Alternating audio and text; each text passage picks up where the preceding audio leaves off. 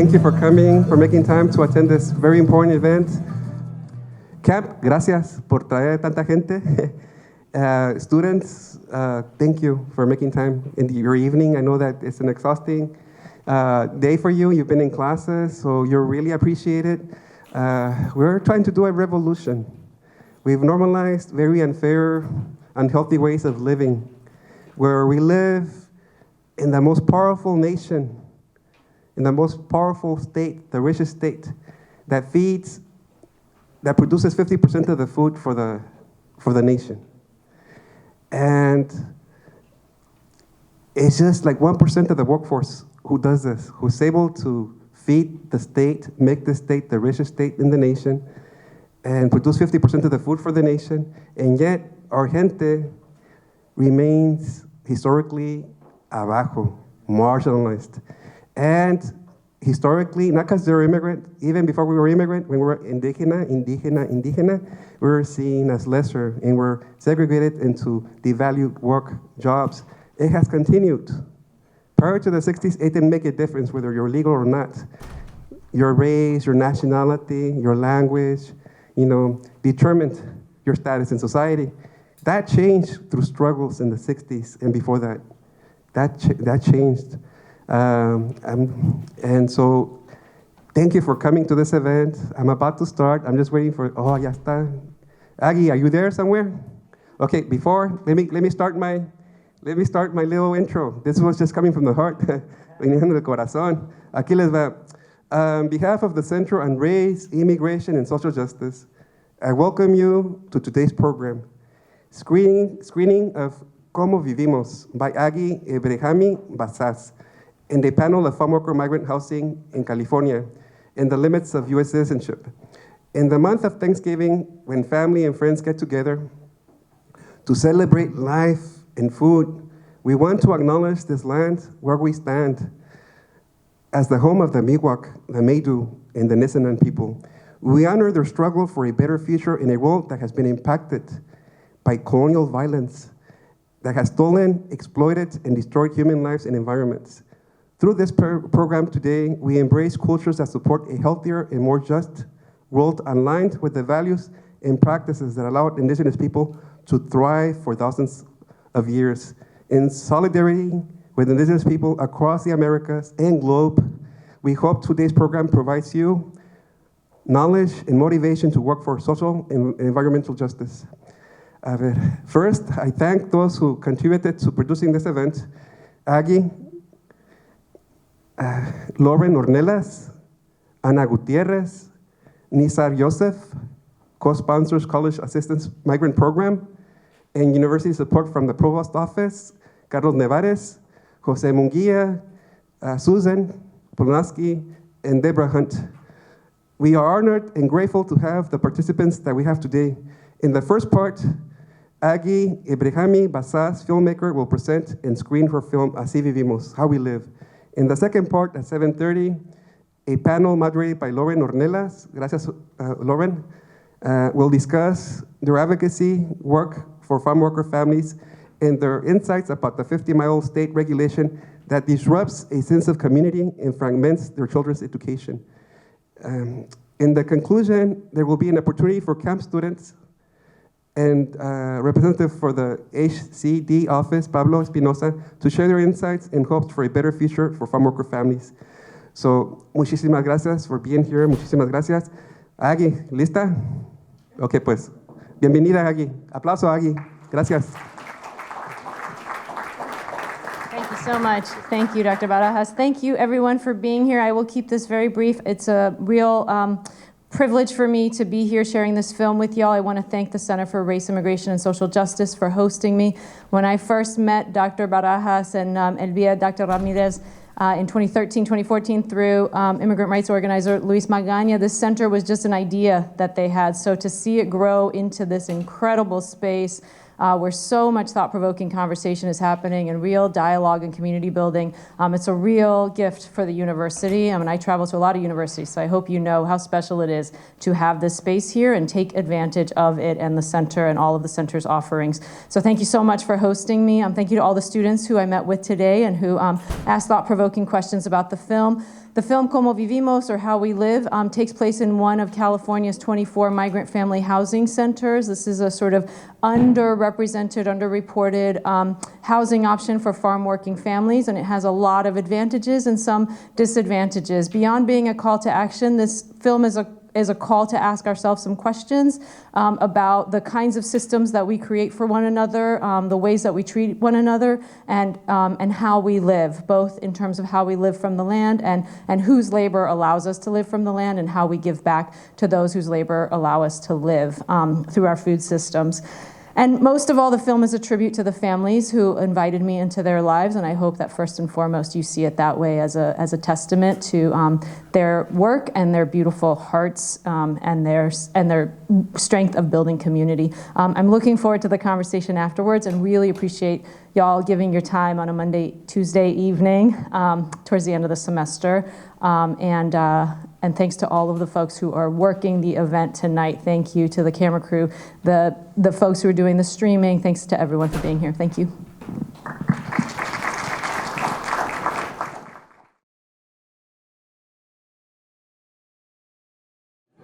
Okay, everybody, we're going to go ahead and get started. Again, I'm Lauren Ornelas. I'm the founder and senior program director of Food Empowerment Project.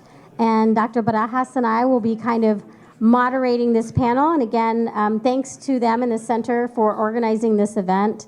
First, the plan is to have a Q&A with the panelists, who hopefully can come up here now. And we also, Housing and Community Development has asked to be part of this panel, so we'll have a question for them as well.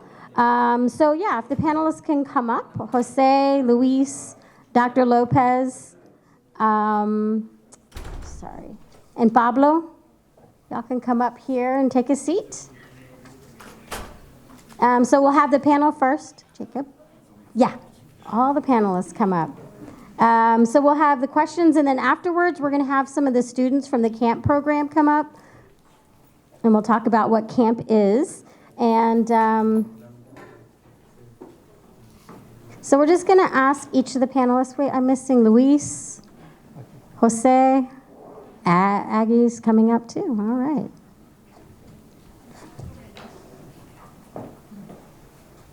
So first of all, thank you all for being here and watching the documentary. And I think that one of the most important things I hope you take away from the documentary is acknowledging one more injustice that's taking place against farm workers in the state of California.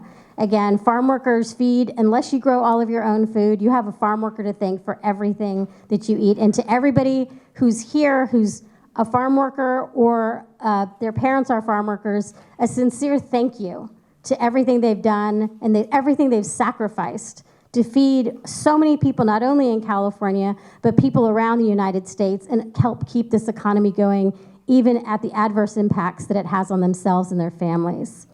So I'm going to ask each panelist to briefly just state your name, if you have a title and your organization, and then we will begin the questions. Sí, buenas noches a todas y a todos. Mi nombre es Luis Magaña.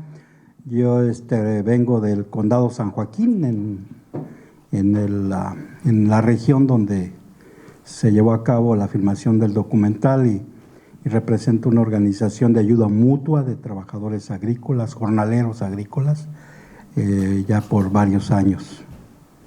Gracias. Good evening. My name is Jacob Moss, and I'm the Legislative Director for Assemblymember Joaquin Arambula.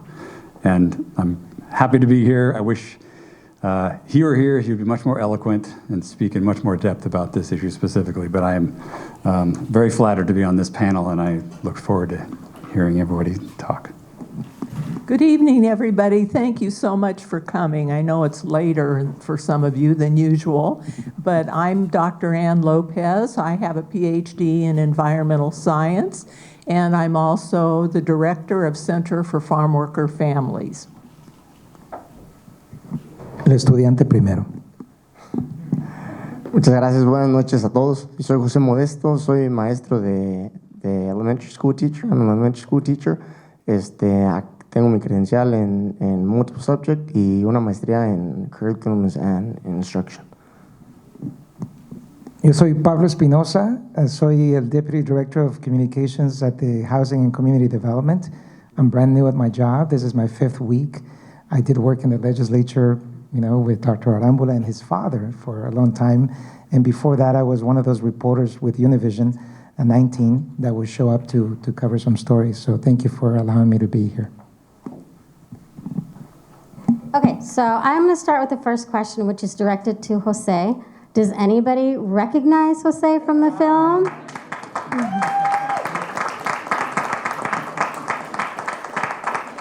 I think it's super important to recognize that what Jose did and what he accomplished is not the norm. That is a testament to who he is. With the various barriers that were put up by the state of California, he persevered, and we're grateful to hear his voice today, and really honored, actually. And like I told him privately, really thanking his parents. Again, we owe everything to farm workers. If you eat, you owe everything to farm workers. So your school, your education, your jobs is thanks to farm workers. So Jose, as a student who's featured in the film, and we won't talk about what he did in his car with the paperwork, what would you like to add about some of the challenges you faced in your educational career, and what supports helped you the most? Claro que sí, struggles that I had eran muchos, como ustedes. Yo fui parte de camp. De aquí tenemos estudiantes de camp. ¿Eh? Yo fui estudiante de camp aquí, de hecho estudié aquí en Sacramento y tuvimos muchos, dejar nuestras familias para mí era cosa nueva. Como me miraron allí en la película, ya casi lloraba, estaba feo. Mis papás me apoyaron totalmente en lo que quise. Hasta el día de hoy me siguen apoyando. Hay mucho sufrimiento, diría yo, y ustedes lo saben, porque pueden ser primera, segunda generación aquí en la escuela. And it is a lot of weight to carry down, It is a lot of weight. Son el ejemplo para los que los ven. Tengan eso en mente, son el ejemplo para los que los ven. Cuando van de nuevo a casa, si no son de aquí, yo soy de Stockton, los niños, los más chicos que los ven a una persona increíble en ustedes, ya siendo solamente parte de ser estudiante, ven en persona grande, sin saber qué tanto le sufrimos aquí, ¿verdad? Las desveladas para mí como estudiante migrante fueron difíciles. Soy de la familia que a las 9 ya estamos en cama, y pues aquí las desveladas para los exámenes están un poco difíciles. Can you repeat the second question, por favor?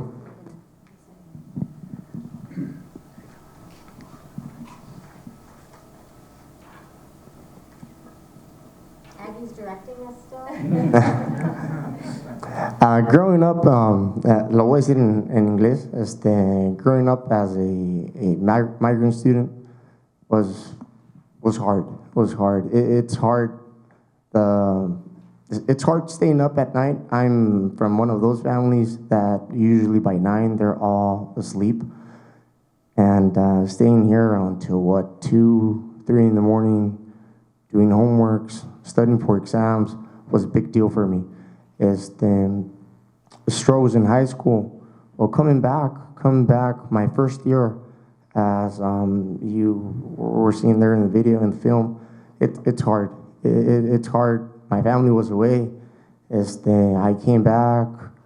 I had no one. I had an uncle. That's all I had aquí. The camps were closed. My family was gone, and I was all alone for 3 months.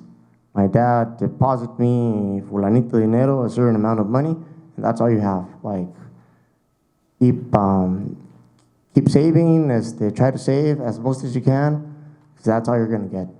Y pues es difícil así. My first year here in college was also very, very difficult. I am the youngest of 3 brothers, of 3 siblings. But they were expecting me, I was expected to do the same as them, They were all graduating, that same year, and me being the only one here, it's stressful. It's very stressful, and since I'm from Stockton, I would go back every weekend, like the majority of you, and who don't live here. Y como estaba diciendo en español, like I was doing in Spanish, going back to the community that you grow in and seeing those little ones looking up to you, it's huge. They don't see a regular person, trust me. They see a monster in what you do. Ven alguien grande, they do see someone big. So serving as a role model también, it really helped a lot. Thank you so much. Yeah, please applaud if you want to. Gracias. Luis, my question is for Luis. As someone whose father was a bracero, and please do explain what that means to you, do you feel progress has been made in how farm workers are treated in California? I say specifically California, not just because that is where we are, but also because we feed much of the country and have a reputation of being progressive. And it is important to see how and if these correlate and if that reputation is warranted.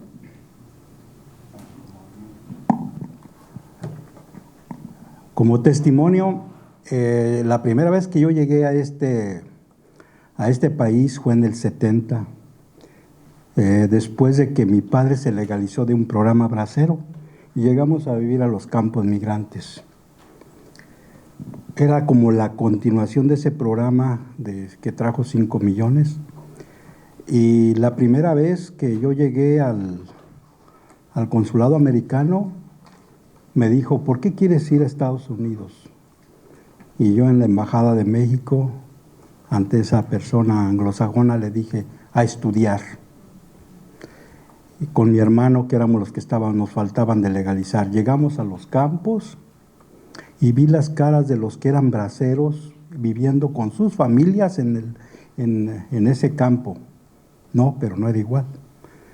Las casas eran simplemente de maderas con una cocinita y un baño para 7 casas, un círculo.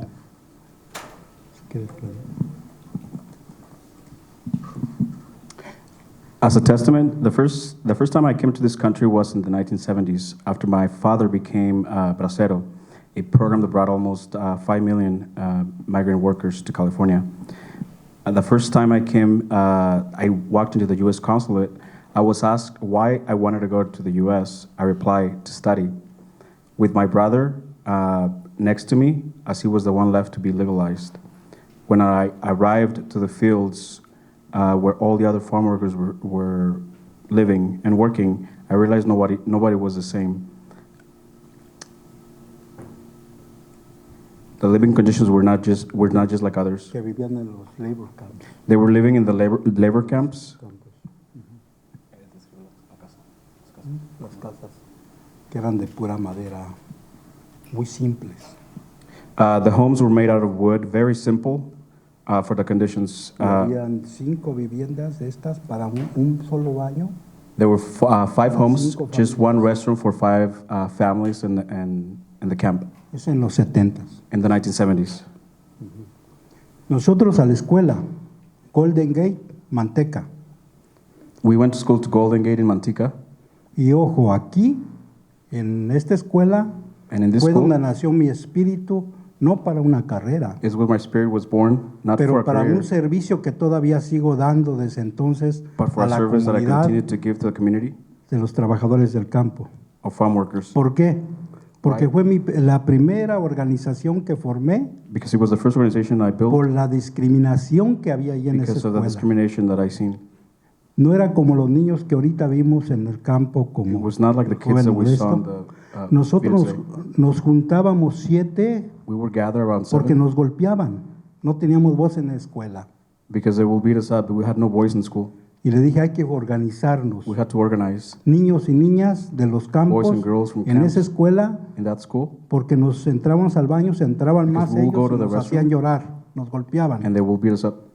Y ese fue el And that was la the primera semilla first seed que se quedó en mí para después, hasta después de ahorita So más de that 50 años, Now, after 50 years later, sigo luchando I contra continue esa to fight discriminación discrimination y indiferencia a los trabajadores del campo for y farm nuestros workers padres que fueron and our braceros, parents mi who papá, were braceros. ellos like my dad. encargados en sus labores, y por eso nosotros le decíamos, papá, yo no quiero ir allá a la escuela.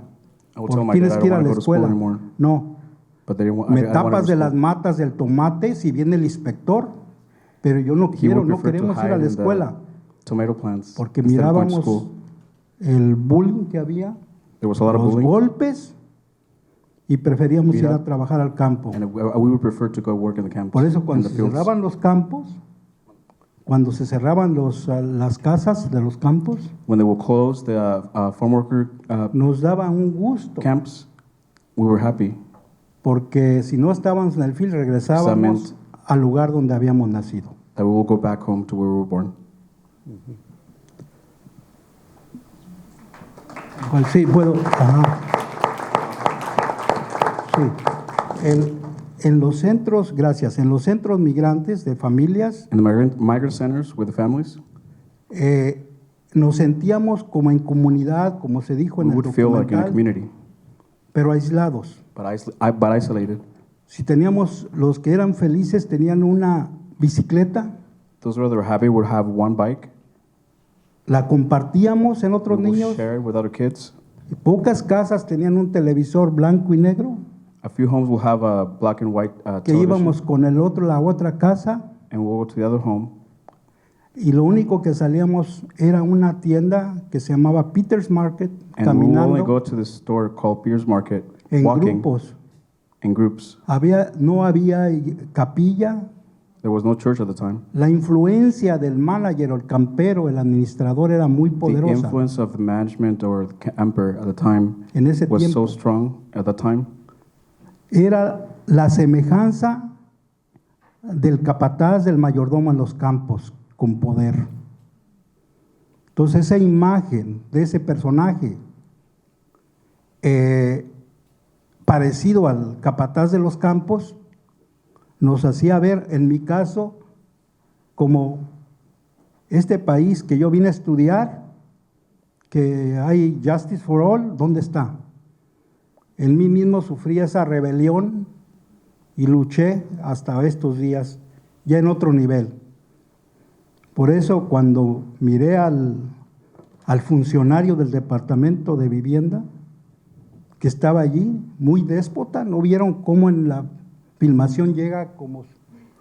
Era la imagen típica de un contratista, de un mayordomo en los campos. Dame un segundo. So the image of the state worker in the movie reminds him of the foreman back in the day when he was first in the migrant camps.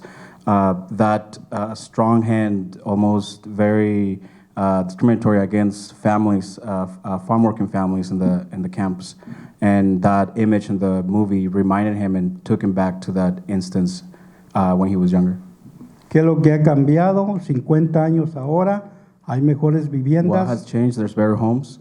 pero el espíritu de los But the servidores spirit of those que administran estos foremen campos that no ha administer cambiado those camps mucho. has not changed a lot. No ha cambiado. Cuando yo vi eso me imaginé When I saw that, 40, 50 años I went atrás. back 50, 40 years ago, Y dije también, and I realized se tiene que hacer cambios there has todavía to be more changes to para do las familias de ahora. for those families that are still Y there. cuando vamos al campo y vemos todos esos niños, And when we más go que to those lo que camps se vio and see those kids, jugando en... more than those that Es we mucho saw playing, trabajo que tenemos que hacer. there's a La lot of work that we need diferencia, to do.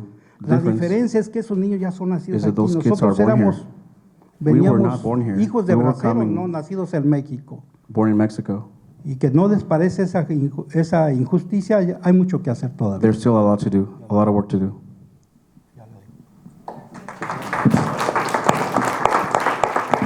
I want to thank our translator, whose name I don't even know. I apologize. Victor, thank you so much to make sure that there's language equity. So next question is for Dr. Lopez. Tell us your story of how you learned about and got involved in working to address the negative impacts of the 50-mile regulation and annual displacement and disrupted education of the children of farm workers? Well, for my PhD, I interviewed 11 families in the camp, and they all basically said the same thing, that they were happy to be in the camp, they had work, etc. But what they didn't like was the fact that their children really didn't have a chance to be successful in school because they had to leave the camp during the year, move 50 miles away, and enroll in another school. And sometimes the schools were not consistent in whatever the curriculum was. And the kids eventually, over time, just 1 year after the other, eventually would drop out. And then, at least in the Buena Vista migrant camp, I watched this process over the years, and what I saw was that farm worker children then were becoming or following in the footsteps of their parents, which is exactly what their parents did not want. The parents wanted their children educated and out of farm work, and that was one of the motivating factors for them getting up at 4 in the morning and getting out in the field. And yet, with the 50-mile regulation and forcing the children to go to different schools during the year, they would fall further and further behind, and many of them eventually became farm workers, following in their parents' footsteps because they didn't have any other choice because they couldn't graduate from high school. Where I live, near Watsonville, some either become farm workers or else they join the gangs in Watsonville. And the reason why I and a couple of attorneys and some friends of mine became so upset is because this just seemed like a streamlined case of preventing farm worker children from being successful. And so we fought this, and I personally came up here to HCD on 7 different occasions. I would ask the question, what is the purpose of the 50-mile regulation? And I have never gotten an adequate response. Why do we have to have this thing in the first place? So that's really where I entered in the picture. And just by chance, our Lieutenant Governor, Eleni Kounalakis, came to Aptos to do a campaign talk, and I went to hear her, and afterwards we got to talking, and she asked me what I do, and I told her, and she says, gee, I'd like to meet some migrants in the migrant camp. And I said, great, I'll take you over there. So I picked the family in the migrant camp that was most vocal about this issue of their children's education being disrupted. And then I interpreted while the farm worker ranted and raved about her kids that couldn't get educated and get their degrees. And she was so upset listening to their stories that she called the Attorney General right there and said something needs to be done. And then I got an email from her about 2 weeks later that it had been suspended. And I thought that the 50-mile regulation and the inability of the students to stay in their school district the whole year, I thought it was settled and it was gone. And then I come to find out just a few months ago that no, they're bringing it back January 2024. So now we have to start the fight again. Why bring it back? If you're looking for logic, I don't think it exists here. So that's the current struggle. And I really am not going to give this up until those students in the migrant camp have a fair chance at a different life and their parents' dreams can be realized. Thank you.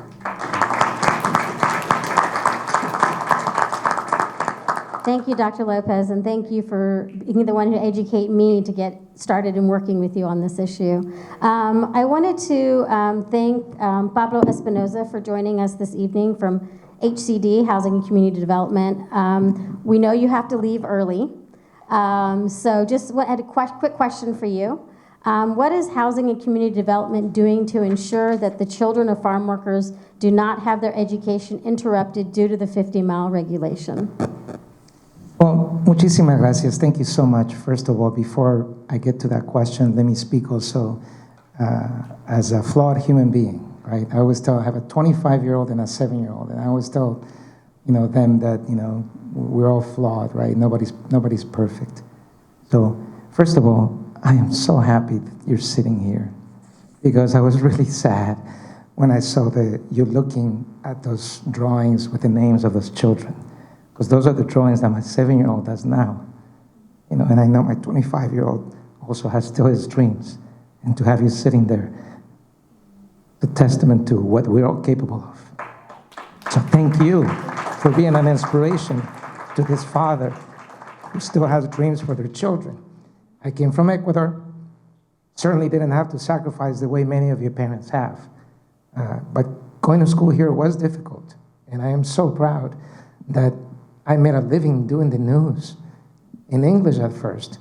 I was an exchange student, and people go like, when I went back to my reunions, what do you do for a living? I communicate in English. And then so proud of Victor Tafoya. So he was one of our producers when I was one of the anchors and reporters at Univision. So nice to have you here. And so nice to see my friend Luis Magaña, who was one of the first people that I met when I came to work in this city as a reporter 20-something years ago. And I was so proud of him for putting that guy in his place. That guy being the representative who, I gotta tell you, doesn't represent anything of what we stand for now. That guy's an embarrassment.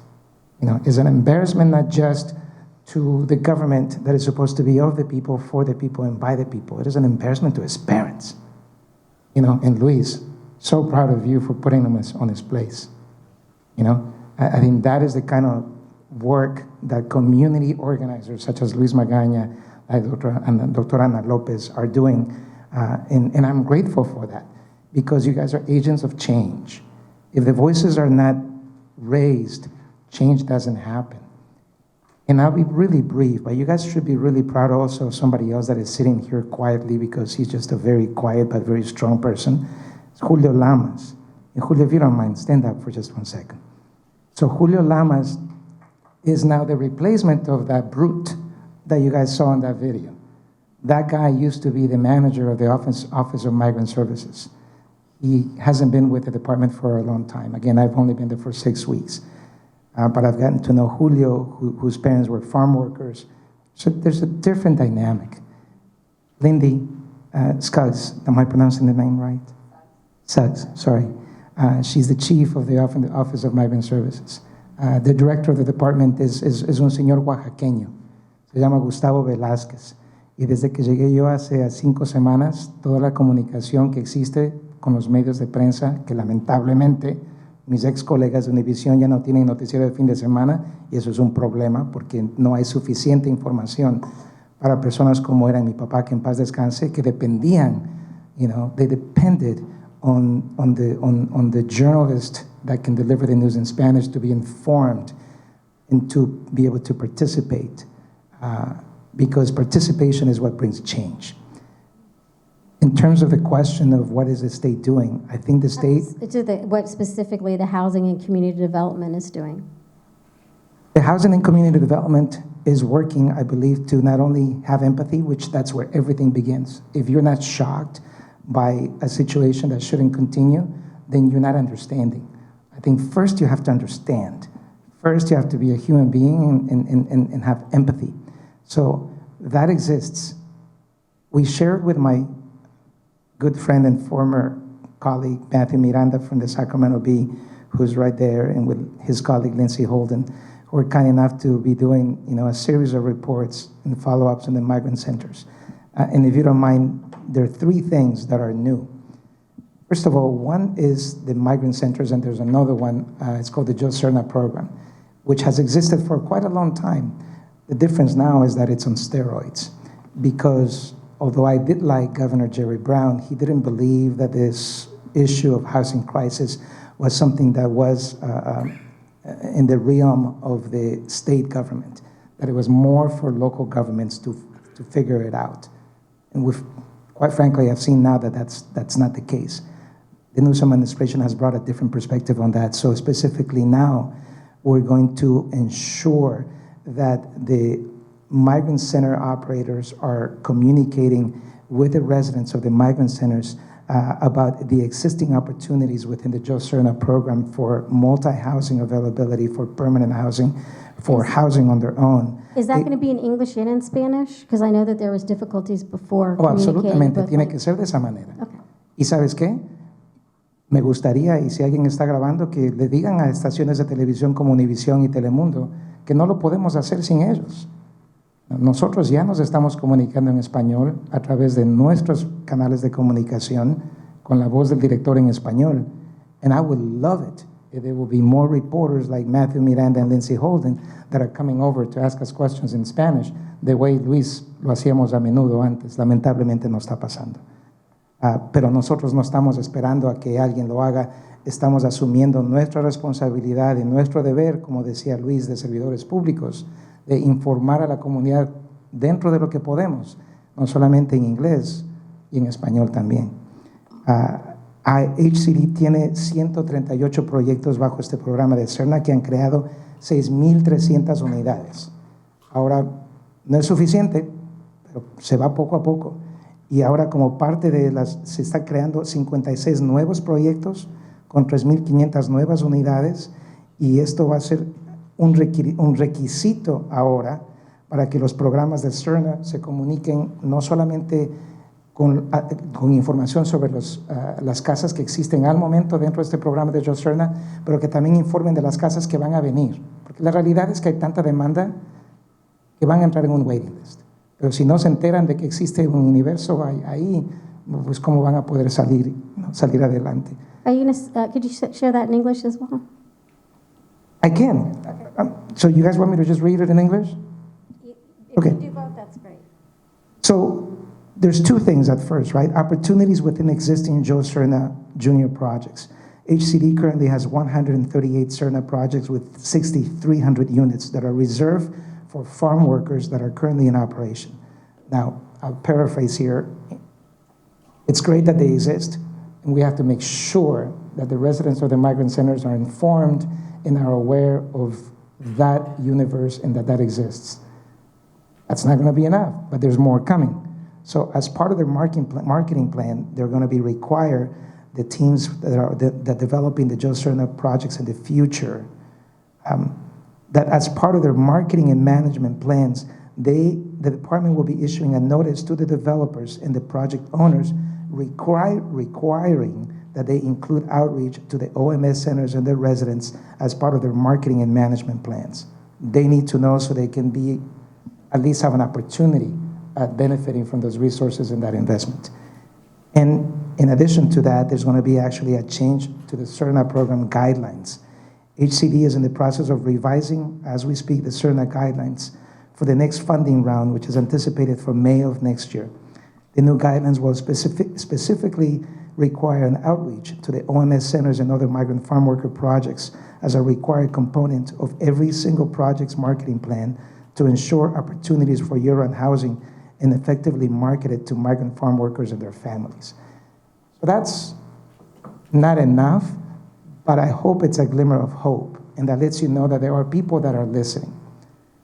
Much like you know, there's others like Victor que le pregunté, what are you doing here? I'm going back to school. You know, I also heard that more than half of the press secretaries of assembly members in the legislature are women. Many of them are Latinas. So in the elected members, there's 80 members in the assembly. About half of that are Latinos and Latinas. So there's a whole different dynamic that I would encourage you to listen to the people like Artrana Lopez, to Luis Magaña, and to Zornelas and others, and stand up and make your voices heard. I am going to leave my email address with Dr. Manuel Barajas. So any of you guys want to ever send an email, heck, if you want to send a conclusion as to what was your reaction after watching the documentary that you were kind enough to produce, send it over. I'll make sure to read it to the people in the executive leadership team. Not only that, but I encourage, Aggie, that this film ought to be seen outside of just Sac State. Because I think people that don't know, they just don't know, And I think it's important not to wait for people to kind of want to know, but to kind of go over there and go like, hey, legislators, you ought to watch this. Some of us are more familiar than others. But anyway, so my point of being here, which you guys were kind enough to invite me, even though I'm basically crashing the party, is because I simply did not, and I didn't know about that guy.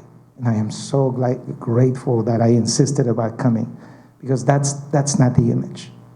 Are there going to be bad people? Oh yeah, like everywhere else. There's lots of good people that understand, that hear you. Some of them, like Julio, who have lived it firsthand. My 7-year-old grandparents, he worked in the pairs in the Delta. I didn't have to do that. But there's certainly a level of understanding, empathy, and a desire to bring about the needed changes. And you guys are a part of it, without a doubt. It cannot be done without you raising your voices. And I know I'm here as a HCD employee, so let me pause it for a moment. I have some coffee. I'm on a break. You have to vote.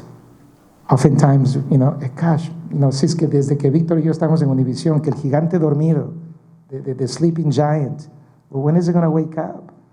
And you guys are of the generation that oftentimes gets discounted.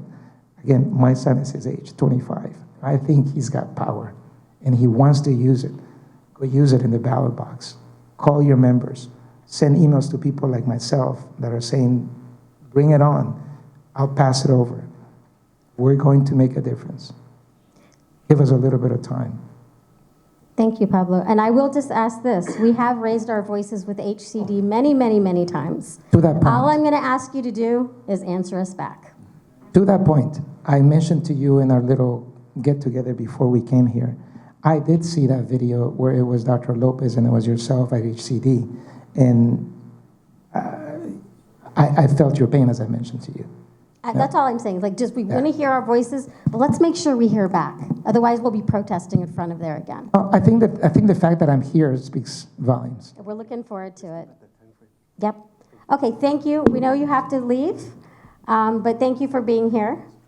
And next, I want to ask a question to Jacob Moss, who's the legislative director of Assembly Member Dr. Joaquin Arambula's office, who is the California State Assembly member, who was born in Delano, which was once considered the heart of the farm worker movement, and whose grandfather was a migrant farm worker. And to find somebody who's a legislator who's very much listening and cares about this issue, and as Pablo has encouraged us to raise our voices, this is who we need to lend our voices to demand change. And so I'm very, very grateful for you to be here, Jacob, as well as the member's office for caring about this issue. So we're going to softball him a question first because he didn't know he was going to be here. Just wanted to get your thoughts and reactions on the documentary. Sure. So normally I'm not the one on stage. I'm the one writing the talking points, and then I get to watch. So I will probably not be as eloquent or talk for as long, not the personal, as anybody else on the panel. And I will get in trouble a little bit, but I wanted to just introduce Stephanie Jimenez, who is also with my office and who has been also a force for making sure that we work on this issue. And you're sitting right next to reporters, so be careful. But so to answer your question, so your thoughts about the my thoughts about the film. I think in general, I was left with kind of a profound sense of respect and gratitude for the people in that film. These are people who are perpetually mistreated and continue to show up and do work that is essential. I mean, literally feeding all of us. And so I think that was my overwhelming sense, was just gratitude. And then I kind of slipped into a more strategy brain and more political brain, and I just got a little angry. I was thinking this really it doesn't have to be this way. Like, why this seems like a self-imposed, artificially created, bureaucratic thing that is nonsensical. It doesn't really make any sense to make people's lives harder. And it's kids who are, I think, the most impacted. It's families, but it's really just the kids and the adolescents. And so I feel like I should be over there taking notes. I did. I've been taking like 4 pages of notes. And I can maybe talk about that later with the later questions. But I also, as I was watching, I found myself being challenged by some of the misconceptions that I've sort of walked in here with.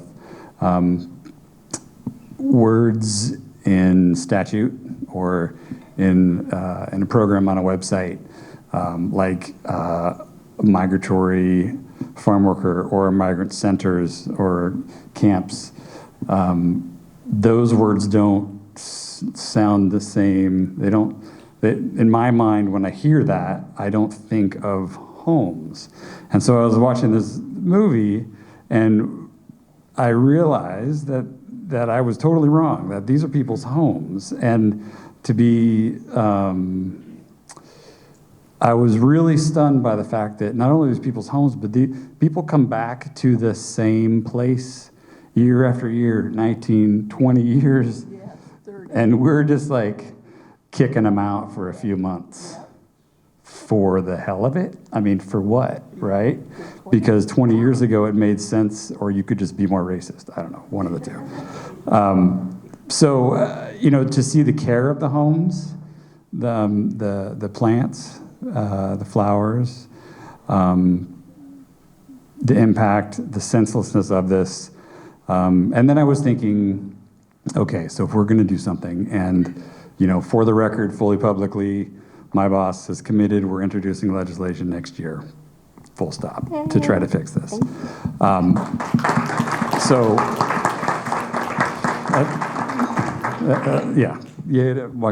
Dr. Ramula, because it's him.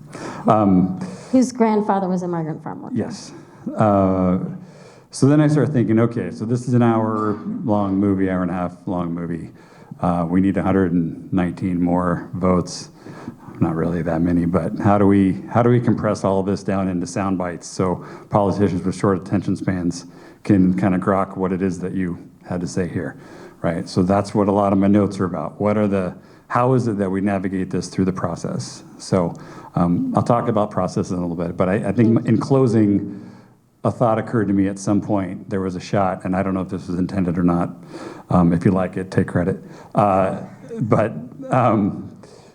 I found it to be, in a very, very dark comedy sort of way, ironic that the prisoners got to stay year-round, but the farm workers had to leave. So, that's it. Thank you. And again, we're going to need everybody's voice. Everybody's voice matters in this. So thank you again to you and the member and Stephanie. So we are running out of time. So we are going to have to do a really quick round of questions. So I'm going to have to ask everybody to be brief, most importantly, so we can hear from some of the camp students. So Jose, as an educator now, what are you observing that are the challenges students of farm working families are facing in their education? Just as when I was a student, it's all the same. Nothing has changed really. Transportation is a problem. We live about a mile and a half away, and every single year, transportation has been a struggle. They're thinking of taking the buses away from the camps, and it's 140 students. So taking away the transportation method from them would leave us with something even bigger, right? The struggles, educational-wise, it's not, as Dr. Lopez said, it's not fair. It's not fair. We're taking away big opportunities. We're not giving them the same helps, access that we normally give to everyone. It's almost everything, I would say. Everything. Nothing has changed. honestly. And I've been there 25 years. I was born there and still there. So it is a struggle having to move and Thank you, and thank you again. And as a taxpayer, I'm sorry we're doing this to you. So, Jacob, what do you see as your role and the legislature's role in changing what you saw in the documentary and heard here so far? Let me get to that page. So, first, I am grateful for HCD that you were here, and to hear that it's on your radar. I'm looking forward to talking to you more. So, I didn't mean to make fun of you for talking for a long time. I used to make a living talking, so it's not my fault. So we are right now in the period of the cycle where we are developing our solutions for next year, and it's very important to Dr. Rambula, and our office approaches legislation in such a way that we make sure that we do not forget that good ideas come from the real world, not from the legislature and from the state. And so what we've done first, and where we are in the process, is we've sort of defined some foundational principles for this effort that we're embarking on. And so those include right now things like housing is a human right. Government policies should not harm families and children. Farm workers deserve dignity and respect that is reflective of the essential services they provide. And more specifically, even we have that communication with farm workers in particular should come from trusted messengers, not from the state on down. And that's how we make sure that there's no misinformation and that people actually get the news and information that they need. And news that is accurate and timely and relevant and culturally sensitive and all the things, right? The correct languages and everything, right? And then from there we build outward. And so the next step, once we have decided sort of the why and the who that we're serving, we identify sponsors and we start to coalition build. And so I think that's done as far as our sponsors are concerned, but we need the coalition and we need that. And we do that first so that we don't get lost in what we think is the greatness of our own ideas. We want to make sure that the ideas are coming from the community. And so we are, while we work on that coalition building, we're studying the history of the issue, we're learning the current state of the issue, we're identifying things that might block us, political pitfalls, who might oppose us, those sorts of things. And then we build a strategy that's really around whatever solutions come from the coalition. And the coalition can be other legislators, it can be local governments, it can be CBOs, it can be all the interested parties. So I'm not sure if I answered your question, but that's what we're doing, that's how we're doing it, and we are committed to getting it right. And I do want to mention, because you talked about the 50-mile rule, that's the January 1, 2024. It might be a little in the weeds here, but bear with me. So what happened is there was a statute put in place that made it so that the families of farm workers could stay within 50 miles, and that would allow the children of farm workers, migratory farm workers, to stay in school. The legislature, put a sunset on that section. That sunset is triggering January 1st. My office got on it a little bit late, even though we were made aware by some good reporting earlier in the year, to eliminate the sunset or extend the sunset. So unfortunately, we're going to miss the deadline for this year. So what's going to happen is that exemption for the families of farm workers is going to sunset. And so that doesn't solve the 50-mile rule, but I do want to point out there was a bill that Assemblymember Rambula did in 2019 that is about students, migrant students, and allows migrant students to stay in school even if the residence moves outside of the district. So it doesn't solve anything because there are all kinds of other sort of housing pressures, the cost of living out in these areas. I mean, just Salinas, I think, was just named like the 7th most expensive place to live in the country or something like that, right? So it's not like this solves it, but there are other ways around what's happening in January 1st, and then we're going to hopefully have that only be a 1-year hiccup, and we'll try to solve it.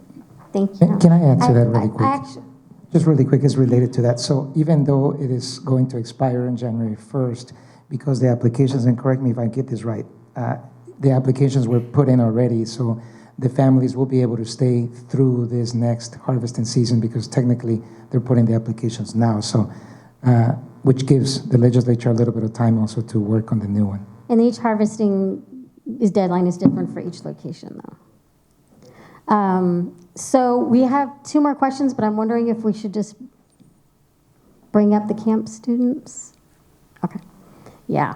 We're going to have you all stay here, and we're going to bring up, because we have only till 8:30, 8:45. Dr. Barajas, we wanted you to explain what the camp program is, and then there was a camp student, whoever, if as many of you are here, should really come up.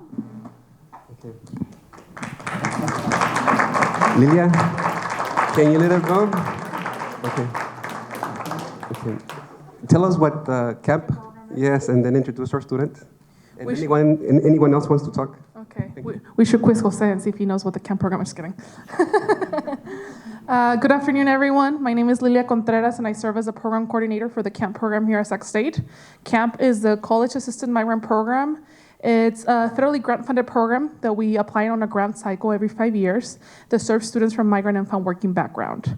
That is sons and daughters and children of a lot of the folks who are living in this migrant housing. We have a lot of students who come from French Camp, which is what this film was located, Dixon area, so just pretty much all over California. And what we really do is we help students facilitate the transition from high school to college. We already know that students from migrant found working backgrounds come at a huge disadvantage because of the constant migration, which is part of the topic we're here today. Some of them have to constantly relocate, and so that really disrupts their education throughout, and it makes it a little harder as they transition. So this program is really built to provide them academic, personal, professional, career development, and wraparound services to make sure they are successful when they come to Sac State. And with that, I'd like to introduce Marisol Romero, who's a current camp student at Sac State. And shortly we were having a conversation. She's like, Maestra, that was my campito. That's where I live, right? So she'll be able to tell you a little more about her own story and, you know.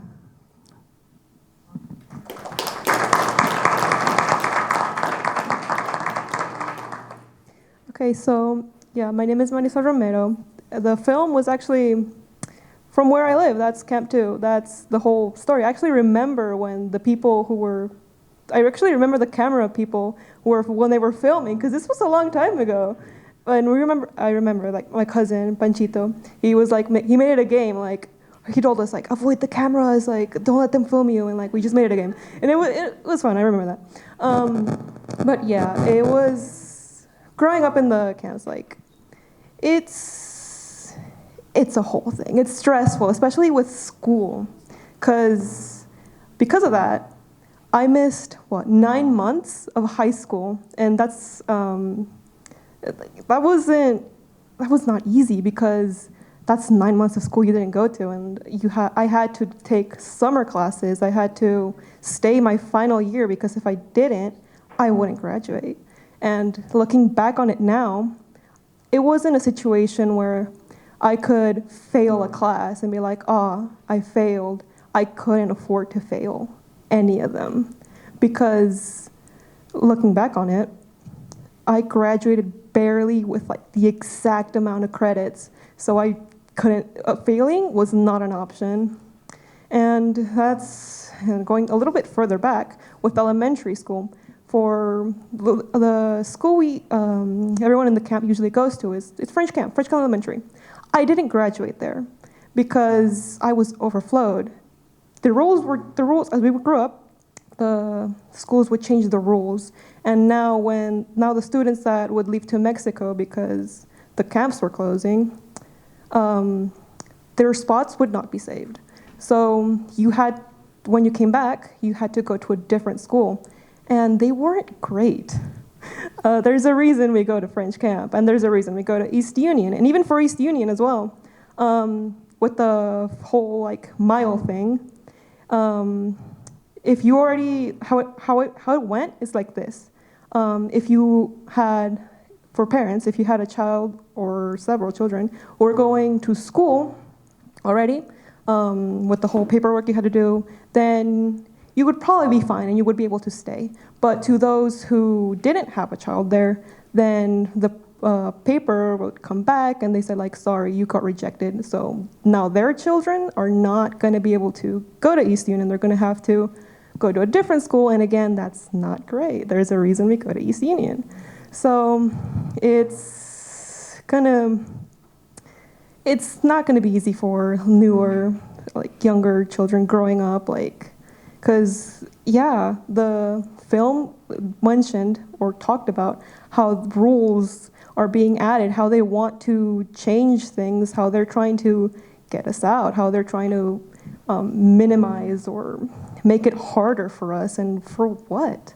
We used to be able to be fine, and now all these things with like trying to close the camps early, trying to get us out, and like thankfully we nothing has happened like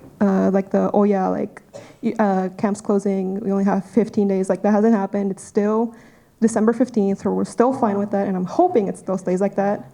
Yeah, and I really hope that nothing more like that happens.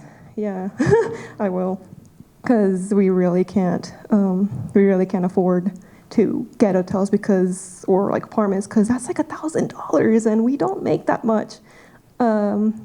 Yeah, like when we stayed my final year for senior year, we had to rent an apartment, and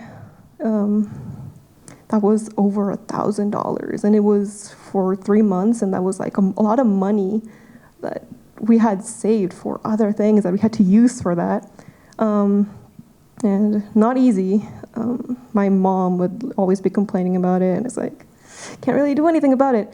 And actually, like last week when I went home, I was talking to my mom, and she said that they're still trying to, like, I forgot what she said, but like that still hasn't stopped.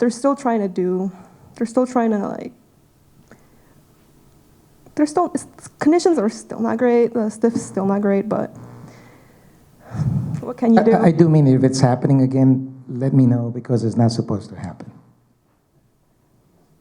I do know what you're talking about. Yes. So in order to stay, the family member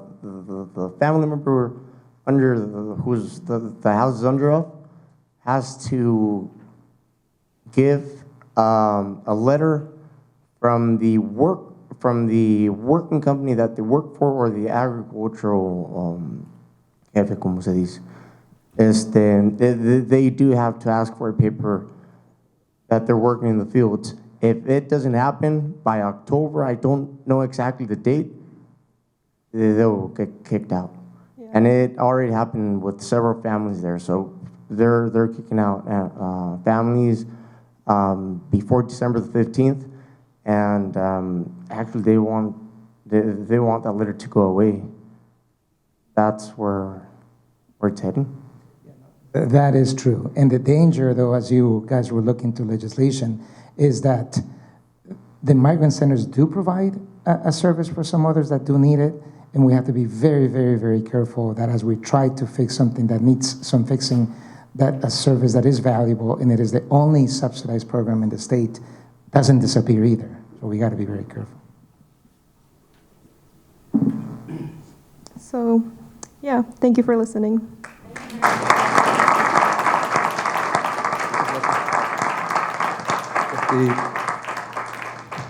Any other reflection from people who have experienced the camps, los campitos?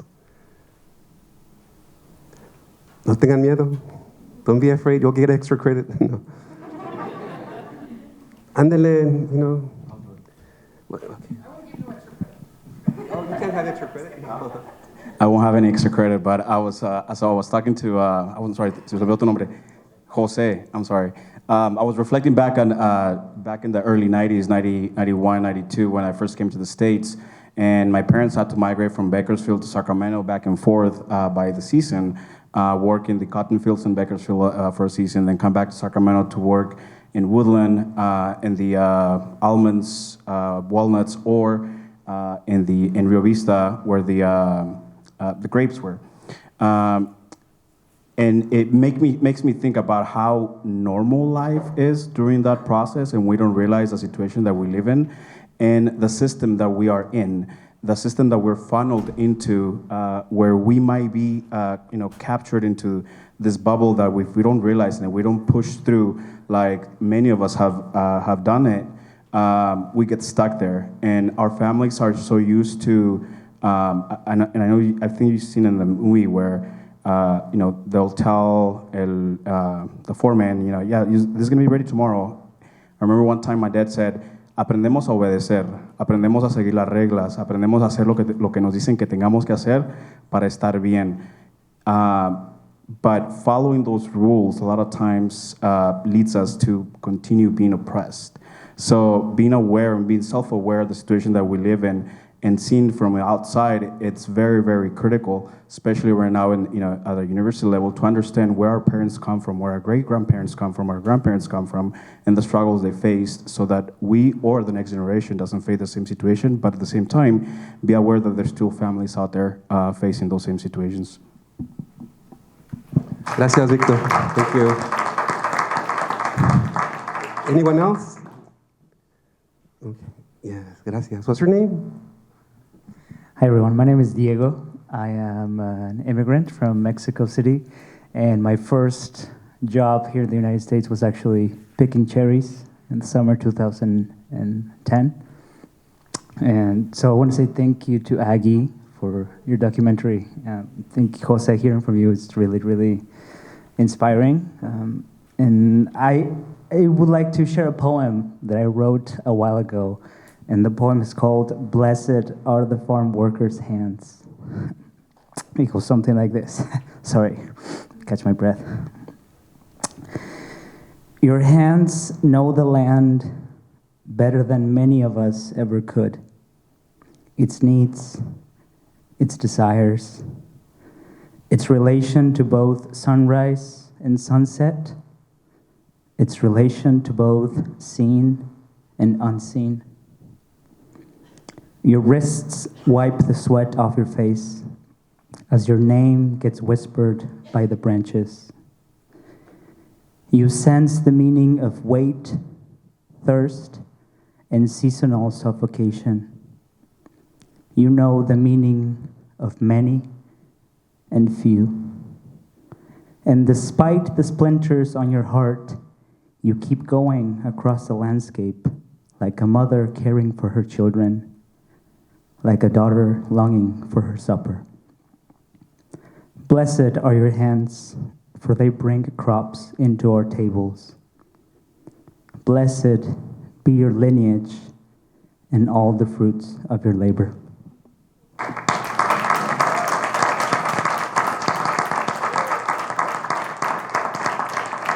Gracias. I think that was a blessing in the conclusion. Muchísimas gracias, panelists. A ver. Con permiso. Nada más, como la pregunta me preguntaban de los braceros, y quiero agradecer a Agui, pero también un señor que no está aquí y que es el más de edad que vive en el centro, el señor Ochoa de Cotija de La Paz, que fue por él, por este ex bracero, que fuimos a entrevistarlo, y fue cuando surgió la inquietud de Agui por documentar esto. Nomás quería compartir esto del señor Ochoa. Gracias.